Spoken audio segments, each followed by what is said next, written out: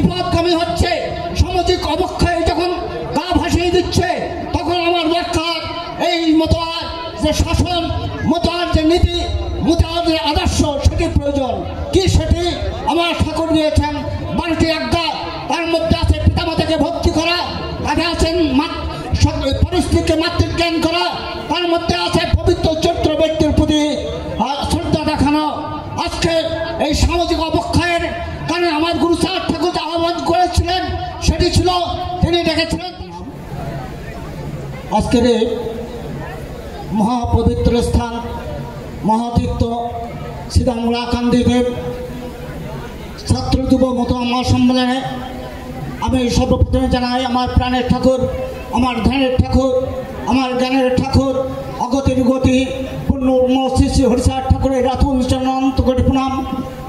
আমি প্রণাম জানাই তদাত্ম প্রতীক পাবন মুক্তির বাড়ির ভগবান শ্রী শ্রী গুরুচাঁদ ঠাকুরের চরণে। আমি প্রণাম জানাই সে বংশে যত যত মহাপুরুষ জন্মেছেন সকলের চরণে। আজকের অনুষ্ঠানে শ্রদ্ধাভাজন সভাপতি, আজকের এই মঞ্চে উপবিষ্ট বিদগ্ধ ব্যক্তিবর্গ, গুরু গোসাই ভক্তবৃন্দ, সকলের চরণ জানাই আমি অনন্ত কোটি প্রণাম। আসলে এখন বক্তব্যের আসন নয়, আমি আজকে যে বিষয়বস্তু আমরা মাঝে মাঝে চিন্তা করেছি, হয়তোবা এরকম একটি প্ল্যাটফর্ম পেলে ঠাকুরের কথা বলতে বলতে সারা দিন রাত শেষ হয়ে যাবে। কিন্তু আজকের প্রয়োজন আমাদের শুধুমাত্র আমাদের যুব সমাজ, আমাদের ছাত্র সমাজকে উজ্জীবিত করা। আমার গুরু চাঁদ ঠাকুর যিনি ছিলেন কর্মের দেবতা, আমার হরিচাঁদ ঠাকুর ছিলেন যিনি ছিলেন ধর্মের দেবতা। এই ধর্ম কর্মের সমন্বয় সাধন করার জন্য আমার গুরু চাঁদ ঠাকুর এসে যখন আন্দোলন গড়ে তুলেছিলেন, সেই আন্দোলনকে বলা হয় মতো আন্দোলন। আজকে সে মতো আন্দোলনের প্রদা হিসাবে যারা কাজ করছেন, আমার সুব্রত ঠাকুর, আমার সাগর সাধু, আমার ঠাকুর পরিবার, সেই তাদের নির্দেশনায় আজকে ছাত্র সমাজ, যুব সমাজ জেগে উঠেছে। যখন এই 21 শতাব্দীর সূচনা লগ্নে আপনার আমার সন্তান বিপদগামী হচ্ছে, সামাজিক অবক্ষয় যখন গা ভাসিয়ে দিচ্ছে, তখন আমার দরকার এই মতোয়ার যে শাসন, মতোয়ার যে নীতি, মতোয়ার যে আদর্শ, সেটির প্রয়োজন। কি সেটি? আমার ঠাকুর দিয়েছেন 12টি আজ্ঞা। তার মধ্যে আছে পিতামাতাকে ভক্তি করা, তাতে আছেন পরিস্থিতিকে মাতৃজ্ঞান করা, তার মধ্যে আছে পবিত্র চরিত্র ব্যক্তির প্রতি শ্রদ্ধা দেখানো। আজকে এই সামাজিক অবক্ষয়ের কারণে আমার গুরু চাঁদ ঠাকুর আহ্বান করেছিলেন, সেটি ছিল তিনি ডেকেছিলেন তার সম্মুখে আহ্বান, আয় আয় ছুটে আয় মোর পুত্রগণ, জনক জনকে মারা এসেছি দুইজন, অকুল বাড়ি ভিতরে এসেছিস তোরা, তোদের জন্য এতে সাইলাম আমরা, তোদের জন্য নিয়ে এসেছি নামের তরুণী, রেশম রক্তম বর্ণের ছয়খানি, নাম সুদা খেতে দেবো ভৌ খুদে যাবে, দেশের সকল কথা মনেতে পড়িবে, থাকিতে হবে না আর বিদেশের স্বাদ, খেয়ে দেখ কত মধু আছে নাম মাছ। এই মহানাম যদি খায়, তাহলে আজকে আপনার আমার সন্তানরা ওই ট্যাবলেট আর খাবে না, আজকে আপনার আমার সন্তান ওই বোতল খাবে না, আজকে আমার সন্তান একমাত্র হরিনামেই এই নাম সুদা খেয়ে মুক্ত সমাজ গড়ে আপনার পরিবার থেকে শুরু করে সামাজিক জীবন, রাষ্ট্রীয় জীবন, সকল ক্ষেত্রে তাদের অবদান রাখতে সক্ষম হবে।